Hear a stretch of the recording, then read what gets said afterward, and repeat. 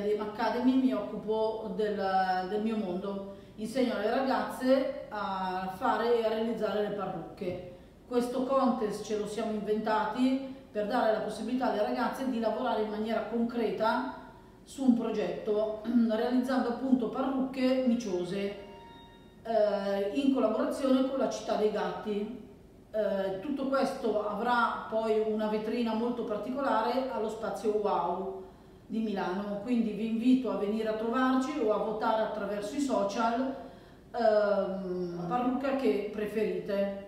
Ma non solo, ringrazio Claudia Silvestroni per la possibilità che ci ha dato in Diadema. Grazie.